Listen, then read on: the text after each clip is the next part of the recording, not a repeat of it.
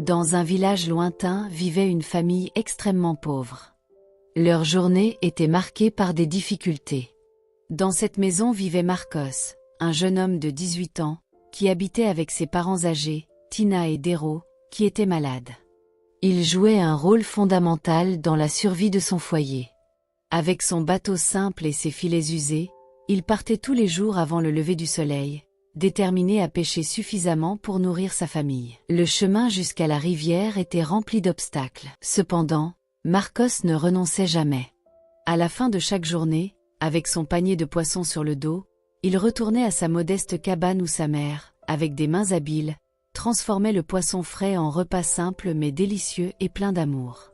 Marcos avait toujours été un jeune homme attentionné envers ses parents, une démonstration de sa gratitude pour la vie qu'ils lui avaient donnée, car il n'était pas le fils légitime du couple, une histoire que peu de gens connaissaient.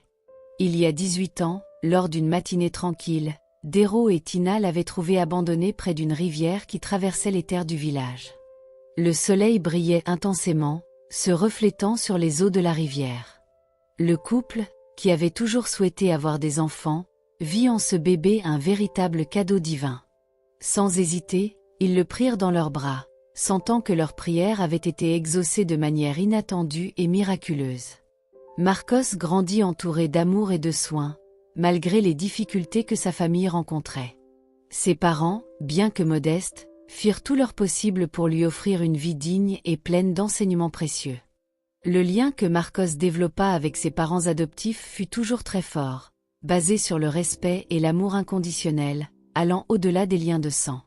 Chaque jour, Marcos rendait l'affection et le dévouement qu'il avait reçus en aidant ses parents dans les tâches quotidiennes et la pêche, qui était devenue la principale source de subsistance de la famille. Il ressentait un profond sentiment de responsabilité et de gratitude, reconnaissant la chance qu'il avait eue d'être trouvé par ce couple bienveillant. Après un certain temps, la rivière qui traversait le village, autrefois généreuse en poissons, commença à montrer des signes d'épuisement. Les filets de Marcos, qui revenaient auparavant remplis, ramenaient de moins en moins de poissons à la maison. Loin de la pauvreté extrême de ce village, dans le palais d'Eldoria, la princesse Annelise s'ennuyait avec la routine quotidienne des engagements et des responsabilités. Âgée de 19 ans, elle ressentait un besoin urgent d'échapper à la monotonie. Elle décida de profiter de la belle journée ensoleillée pour se promener dans le vaste jardin du palais. Les fleurs étaient en pleine floraison et les oiseaux chantaient des mélodies joyeuses, créant une ambiance charmante. Annelise marchait lentement, appréciant chaque détail du bois environnant, sentant le parfum subtil des fleurs et la fraîcheur de l'air. Alors qu'elle se rapprochait de l'étang du palais, réfléchissant à sa vie et à son avenir, elle tourna à un coin du chemin et se trouva face à une scène inattendue. Un jeune homme, apparemment d'origine modeste, était concentré sur la pêche. Annelise s'arrêta brusquement, le cœur battant de surprise, car elle n'avait jamais vu quelqu'un si proche du palais sans y être invitée, et la vue de ce jeune homme pêchant dans l'étang privé éveilla sa curiosité. Le jeune homme, absorbé par sa tâche, ne remarqua pas qu'on s'approchait de lui. Annelise, encore cachée parmi les arbres, observait chaque mouvement. Il y avait quelque chose de fascinant dans la manière dont il manipulait les filets. Décidée à découvrir qui il était, elle s'approcha pour annoncer sa présence. Elle toussota pour attirer l'attention du jeune homme. Marcos, entendant ce bruit, se retourna brusquement, les yeux écarquillés, réalisant qu'il était observé par quelqu'un qui semblait très important. Il ne savait pas où il était ni à qui il parlait. Annelise lui demanda alors: « Et qui vous a donné la permission d'être ici ?» Marcos resta un moment sans voix. Craignant ce qui allait suivre, point sentant le poids de la situation, il baissa la tête, honteux. « Excusez-moi, madame, commença-t-il d'une voix tremblante. « Je ne savais pas qu'il était interdit de pêcher ici. Je cherchais seulement un endroit où je pourrais trouver des poissons pour nourrir ma famille. » Marcos regarda Annelise, espérant un signe de compréhension. Sa sincérité était évidente, et le désespoir dans ses yeux racontait une histoire de nécessité et de détermination. Annelise, initialement prête à le réprimander, ressentit de la compassion en entendant ces mots. Il y avait quelque chose de sincère et touchant dans sa manière de s'exprimer. Néanmoins, elle garda sa contenance. « Et vous auriez dû demander avant d'envahir les terrains du palais. Et je ne voulais pas manquer de respect. Si j'avais su que c'était l'étang du palais, jamais je n'aurais osé pêcher ici. » Il fit une pause, hésitant avant de continuer. « Et je voulais seulement rapporter de la nourriture à mes parents. Si vous me le permettez, je partirai tout de suite et ne reviendrai jamais. » En voyant Marcos se retourner, elle, poussée par un élan, lui demanda d'attendre. Curieuse comme toujours, la princesse l'interrogea sur sa vie, voulant savoir comment il était arrivé là et sur sa famille dont il parlait tant. Marcos, encore surpris par ce retournement de situation, commença à raconter toute son histoire. La réalité de Marcos ouvrit les yeux d'Annelise sur un monde qu'elle ne connaissait pas. Ils conversèrent pendant quelques minutes, mais la sensation était qu'ils se connaissaient depuis des années. L'empathie et la connexion entre eux rendaient la conversation fluide et naturelle. Le soleil commença à se coucher, rappelant à tous deux que le temps avait passé plus vite qu'ils ne l'avaient réalisé. Marcos, inquiet pour ses parents, savait qu'il devait rentrer chez lui avant que la nuit ne tombe complètement. Il regarda Annelise avec un mélange de gratitude et de réticence, ne voulant pas terminer cette rencontre si spéciale. « Et je dois y aller maintenant, princesse, » et dit-il, « mais je vous remercie pour votre gentillesse et pour avoir écouté mon histoire. » La princesse, de manière gentille, lui demanda de revenir un autre jour pour pêcher dans l'étang. « Bien que ce soit interdit par la royauté, je serai ici moi-même pour vous protéger, » dit-elle. Marcos, surpris par la générosité et le courage de la princesse, fit un signe de tête pour confirmer. Il fit ses adieux à Annelise d'un signe de main et commença son chemin de retour à la maison, portant des sacs pleins de poissons et le cœur encore plus rempli de joie. Chaque pas qu'il faisait, il réfléchissait à cette rencontre inattendue qui avait transformé sa journée. La beauté de la princesse, avec ses yeux brillants et son sourire gentil, l'avait enchanté d'une manière qu'il n'aurait jamais imaginée. La compagnie d'Annelise était si agréable, la conversation si légère et fluide, comme s'ils se connaissaient depuis longtemps. En traversant la forêt, Marcos ne pouvait s'empêcher de penser aux différences entre leurs réalités. Lui, un jeune pêcheur d'un village humble, et elle, une princesse d'un palais magnifique. Et pourtant, dans cette brève rencontre, ces différences semblaient se dissoudre, laissant place à une connexion véritable et profonde. Ils se demandaient comment la vie les avait croisés de manière si inattendue et ce que l'avenir leur réservait. En arrivant chez lui, la joie de Marcos était évidente. Ses parents l'accueillirent avec des sourires chaleureux, soulagés et heureux de voir l'abondance de poissons qu'il avait rapporté. Alors que la famille se réunissait pour préparer le dîner, Marcos leur parla de la princesse Annelise, de sa gentillesse et de sa promesse de lui permettre de revenir pêcher dans l'étang. Ses parents écoutaient attentivement, surpris par cette histoire. Tina, pleine de préoccupation, appela son fils et le conseilla au sujet de la princesse Annelise, car ses yeux brillaient en parlant d'elle et sa mère, très sage, comprenait que cela pourrait entraîner de grands problèmes. Marcos écouta attentivement les paroles de sa mère, acquiesçant. Ce soir-là, malgré les paroles inquiétantes de Tina, il s'endormit avec un sourire sur le visage, reconnaissant pour cette journée productive et pour cette nouvelle amitié. Cette même nuit, au palais, la princesse Annelise ne pouvait pas dormir. Les souvenirs du jeune pêcheur qu'elle avait rencontré plus tôt inondaient son esprit. Le courage de Marcos, sa détermination et l'histoire de sa vie l'avaient profondément marquée. Alors qu'elle tentait de calmer ses pensées et de trouver le sommeil, Annelise s'endormit enfin et fit un rêve vif où elle se trouvait dans une cabane simple, allongée dans un lit, très malade. Dans son rêve, il y avait une présence réconfortante à ses côtés. En levant les yeux, elle vit un homme caressant ses cheveux et murmurant des mots doux pour la calmer. En se concentrant davantage, elle réalisa que c'était Marcos qui prenait soin d'elle avec une expression de préoccupation mêlée de tendresse.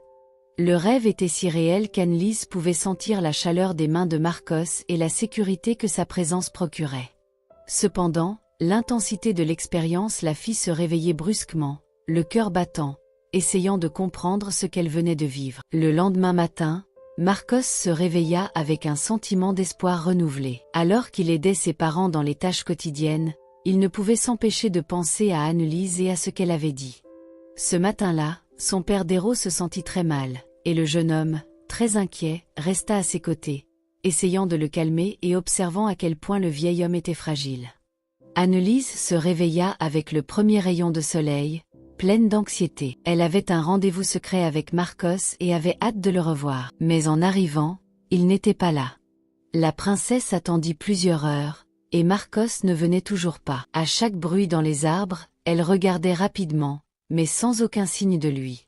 Finalement, au crépuscule, elle dut retourner au palais, le cœur attristé et se demandant pourquoi elle se sentait si liée à ce jeune homme pauvre. 2 jours passèrent, et le 3e jour, elle décida de se rendre au jardin pour regarder les fleurs. La princesse s'approcha rapidement pour voir ce qui se passait. En arrivant près de l'étang, elle vit les gardes tenant Marcos par les bras et le traînant, furieux. Le jeune homme, très effrayé, criait qu'il était innocent et qu'il n'avait rien fait de mal. Annelise courut vers les gardes.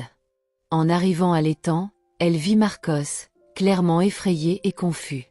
D'une voix ferme et autoritaire qu'elle n'avait jamais utilisée auparavant, Annelise ordonna qu'il le relâche immédiatement. « Lâchez-le maintenant. Il est mon invité. » Les gardes, surpris par l'intervention inattendue de la princesse, hésitèrent un moment, mais finirent par lâcher Marcos. Annelise regarda directement les gardes et leur ordonna de ne plus jamais faire une telle chose à Marcos. « Il est mon invité et à ma protection. Quiconque ose le maltraiter devra répondre directement à moi, » et déclara-t-elle, sa voix chargée d'une autorité indéniable.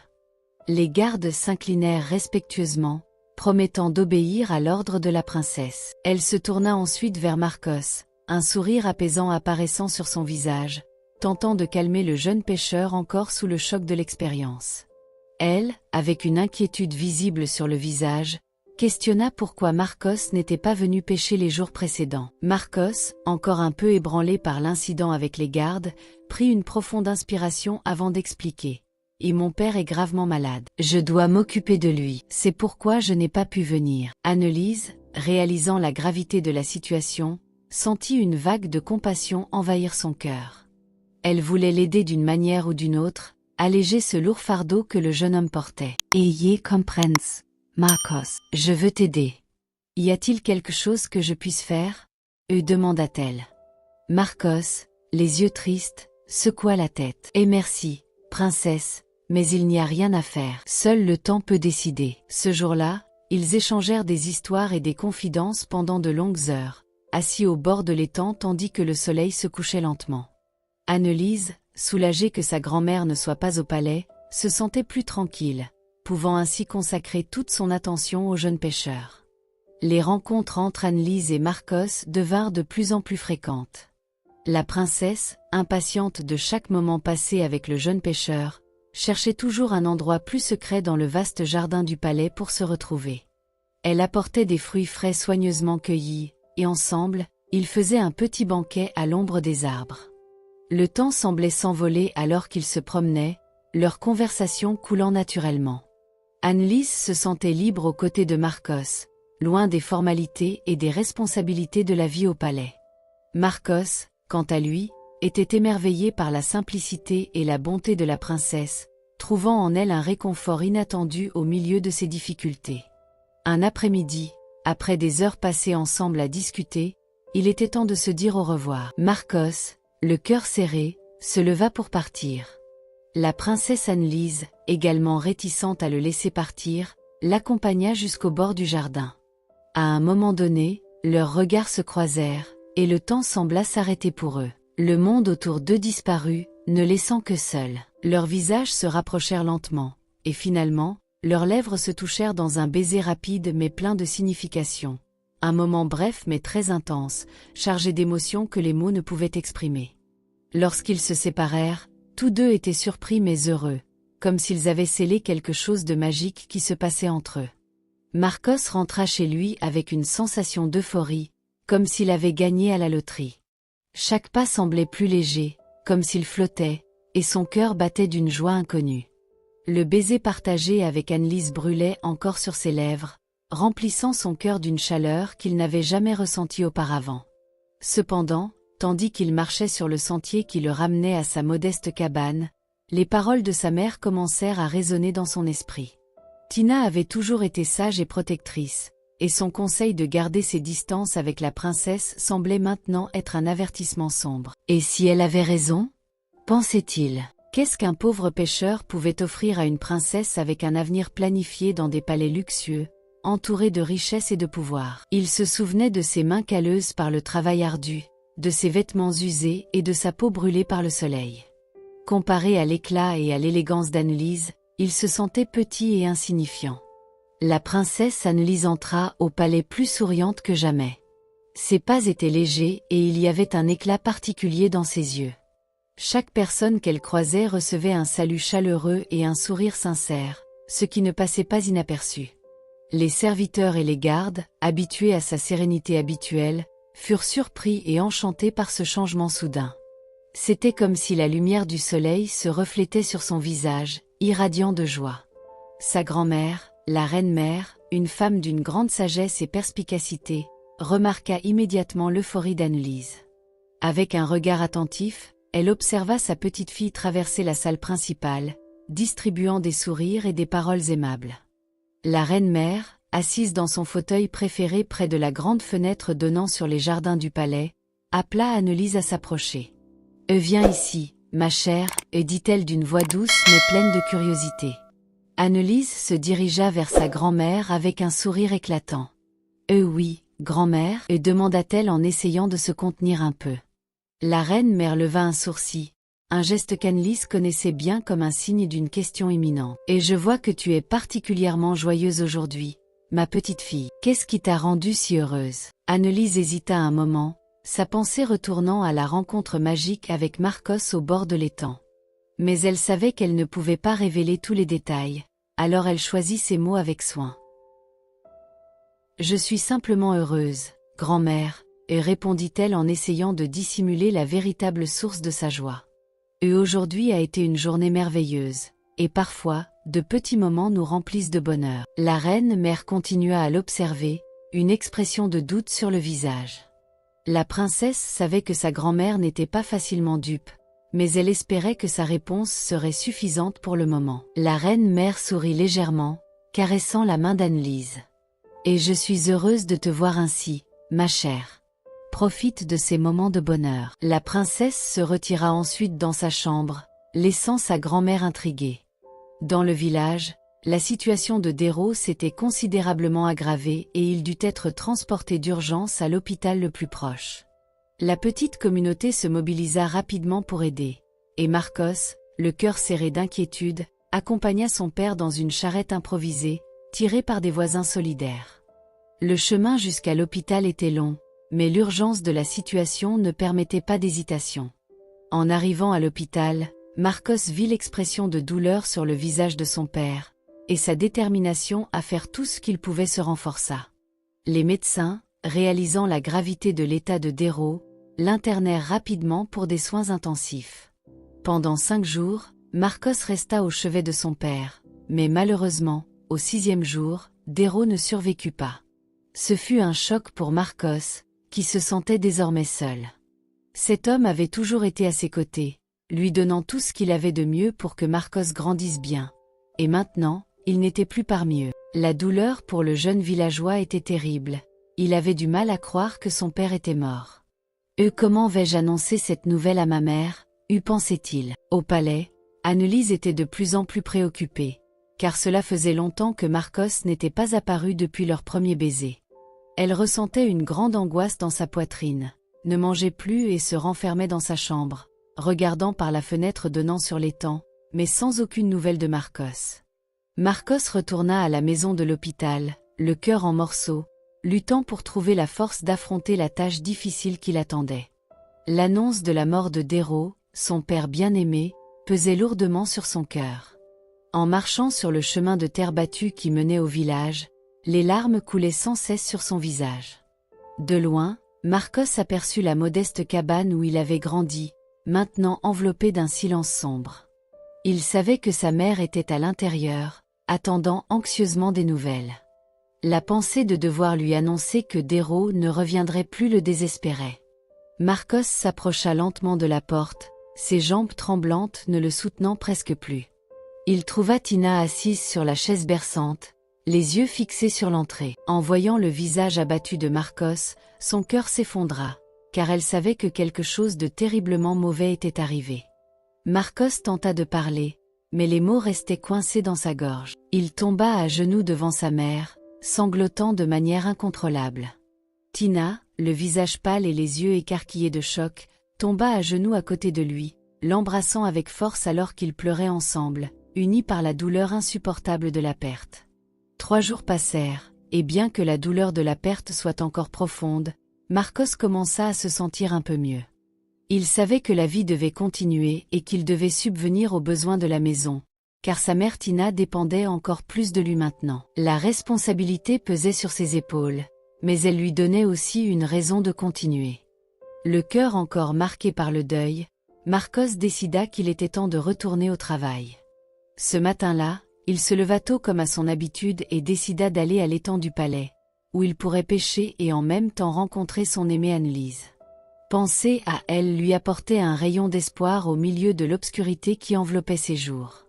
Lorsqu'il arriva enfin à l'étang, la vue de l'eau tranquille et du jardin luxuriant lui apporta un peu de paix. Marcos commença à préparer ses filets, mais son regard était constamment tourné vers la direction du palais, espérant voir la princesse Annelise. Enfin, après un certain temps, il vit Annelise s'approcher, et courant à sa rencontre, elle lui donna un câlin qui dissipa toutes ses préoccupations. « Eh Marcos, c'est tellement bon de te voir », et dit Annelise. Il lui expliqua alors tout ce qui s'était passé, et en pleurs, il fut consolé par les bras de la princesse Annelise. Toute la matinée, ils restèrent ensemble, profitant de la compagnie l'un de l'autre. Lorsque Marcos se préparait à partir, la princesse s'approcha pour un adieu et ils se retrouvèrent dans un baiser intense et passionné. Mais la félicité du moment fut brusquement interrompue par un bruit de pas fermes. Leurs cœurs s'emballèrent en entendant la voix froide et autoritaire de la reine-mère. Annelise essaya de se justifier en disant que ce n'était pas ce que sa grand-mère pensait, mais la reine, furieuse, ne voulut rien entendre. Ses yeux étaient chargés d'une tempête de déception et de colère. Sans hésiter, elle attrapa la princesse par le bras avec une fermeté qu'Annelise n'avait jamais ressentie auparavant. Marcos essaya d'intervenir, mais les gardes l'en empêchèrent. La reine exigea qu'Annelise entre dans le palais, et la princesse hésita, mais sous l'autorité de la reine-mère, personne n'oserait désobéir. Annelise entra dans le palais très préoccupée par ce que sa grand-mère allait faire à Marcos. Elle marchait de long en large, incapable de contrôler le nervosité qui consumait chaque fibre de son être. Ses pas résonnaient dans les couloirs de marbre, chaque mouvement renforçant son angoisse, son subconscient répétant sans cesse « Et s'il te plaît, mamie, laisse-le tranquille ». Pendant ce temps, Marcos était sous la garde des soldats, ses yeux cherchant désespérément une sortie, mais ne trouvant que des visages impassibles et des lances aiguisées. La reine-mère, avec sa posture majestueuse et ses yeux impénétrables, s'approcha de lui. « Et tu oses désobéir aux lois de mon royaume ?» lui dit-elle d'une voix qui ne laissait aucune place à la contestation. « Et ne reviens jamais ici. » Marcos tenta de parler, mais ses mots furent avalés par la peur. La reine continua, lançant une menace qui glaça son sang. « Mais si jamais je rêve que vous deux vous retrouvez, » et déclara la reine d'une voix froide et tranchante, « j'ordonnerai à mes hommes de détruire tout votre village, avec tous ses habitants. » Le visage de Marcos devint pâle, la panique et la confusion envahissant son esprit. Il retourna chez lui désespéré, le cœur déchiré entre l'amour pour Annelise et la peur pour le destin de son peuple. « Et je ne sais pas quoi faire, » murmura-t-il pour lui-même en marchant. « Comment puis-je les protéger ? Et Annelise, je l'aime, il doit y avoir un autre moyen. » Annelise était dans sa chambre quand sa grand-mère arriva, son aura d'autorité remplissant l'espace petit et douillet. La jeune princesse se leva rapidement, ses yeux montrant un mélange d'anxiété et de détermination. La reine ferma la porte derrière elle, son regard ferme se posant sur Annelise. « Et nous devons parler sérieusement, Annelise, » commença la reine d'une voix ferme, sans laisser de place à la discussion. « Marcos n'est pas à ta hauteur. C'est un simple pêcheur et il n'est intéressé que par la position qu'il peut atteindre à tes côtés. » Annelise respira profondément, sentant une vague d'indignation grandir en elle. « Et grand-mère, ce n'est pas vrai, » répondit-elle, sa voix pleine d'émotion. « Et Marcos et moi nous aimons. Il n'est pas avec moi à cause de ma position. » La reine, voyant qu'elle ne ferait pas changer d'avis la princesse, lui raconta alors que Marcos, sous pression, avait révélé qu'il ne l'aimait pas et qu'il avait accepté de l'argent pour rester loin du palais. « Je ne peux pas croire ça !» et s'exclama Annelise. « Et tu mens, Marcos ne ferait jamais ça. » La reine fit venir 2 de ses gardes pour confirmer ce qu'elle disait, tandis que la princesse pleurait de manière incontrôlable. Les gardes confirmèrent tout ce que la reine avait dit, ce qui rendit la princesse encore plus triste. Marcos, chez lui, ne pouvait oublier les menaces de la reine. Il ne pouvait vraiment pas mettre son peuple en danger. 3 jours passèrent, et Tina tomba très malade. Marcos voulut l'emmener à l'hôpital, craignant de la perdre, mais elle refusait. Une nuit, alors que Tina était en crise, Marcos était à ses côtés. Elle lui demanda d'apporter un petit coffre contenant de nombreux vieux papiers. Très affaiblie, elle réussit à en sortir un document déchiré. Marcos, ne comprenant rien, tenait ce papier, et Tina insista pour qu'il le lise. « Ce papier était avec toi le jour où je t'ai trouvé. Il te donnera sûrement des indices sur tes parents biologiques. Tu dois les trouver, » dit-elle, très faible. Marcos essayait de la calmer pour qu'elle ne se fatigue pas trop, mais Tina devait parler. Elle continua en disant qu'il y avait aussi une chaîne avec un pendentif incrusté de diamants, et au dos du bijou, et des inscriptions qui semblaient importantes. En terminant, Tina mourut, sa dernière parole cette nuit-là fut « Et tu es plus important que tu ne le penses ». Atterré par ces informations et par la mort de Tina, Marcos ne pouvait rien assimiler. Il pleurait de manière incontrôlable, tenant les papiers et la chaîne dans ses mains. Quelle est la véritable identité de Marcos? Réussira-t-il à retrouver son amour après tant d'événements tragiques? Vous le saurez dans les prochains chapitres. Commentez ci-dessous si vous souhaitez suivre la suite de cette histoire.